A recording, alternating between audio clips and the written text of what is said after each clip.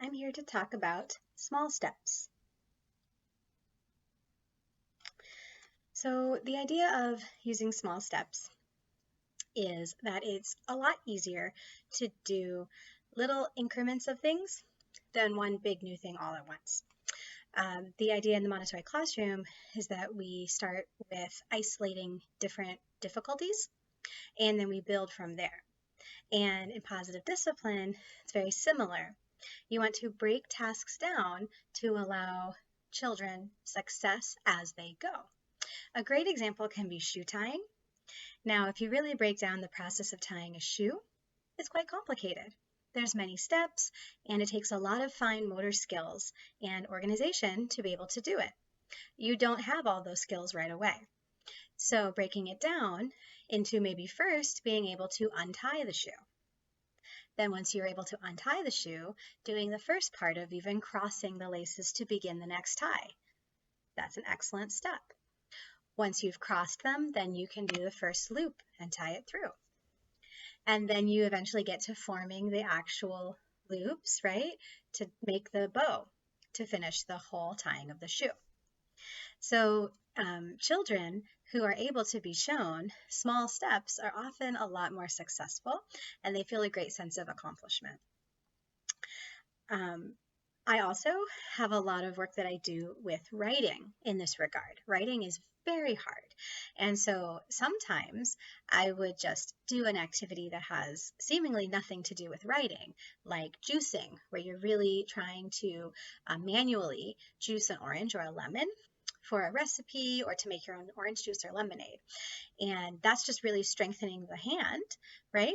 And you're showing small steps in the activity of juicing that then will later show up in accomplishment other places.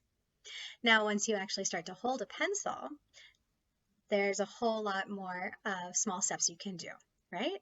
You can just show how to start holding your hand, like even just making this shape with a child, that's really difficult for them. So you might give them little activities to do, where they could isolate their fingers or do things here with a pincer grip to help. And then when you finally put a pencil into your fingers, then they can know how to grip it. Yeah, and you just start there for a really long time until that's super easy. And maybe they're just using a paintbrush to paint, or maybe they're using sidewalk chalk, which is really big and a lot easier to hold, right? So that's, in Montessori terms, isolating the difficulty, and in positive discipline terms, it's using small steps. Now, to kind of continue on that metaphor of writing, to kind of continue with the example of writing, once you've modeled the pencil grip and they've got the pencil grip, then you use individual letters, right? You're just maybe writing the first sound of a child's name. So in my case, it would be A for Abigail, and I would just do A over and over and over again until A seems great. And then I might move on to the B for A, B, and so on and so forth until I can feel really confident with each sound in my name. And then I start maybe putting them together, like the A and the B together. When I get comfortable, I add, when I get comfortable, I add the next sound.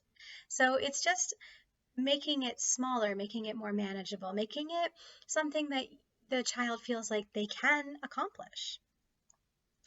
So another really important thing with this is once you've taught the skill, you want them to learn it, right? So you don't want to keep doing it.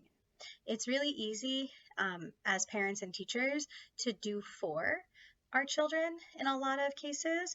And if you do for, then they will never learn, right? And they won't learn to get up and try again if they make a mistake. So it's really important to teach that first step and then let your child be with that step for as long as they need. Yeah. And if you show them that it's okay to do small steps and they can achieve with small steps, then they're going to keep going and they're going to get proud of themselves and they're going to be more and more secure. So I hope that small steps will work in your house.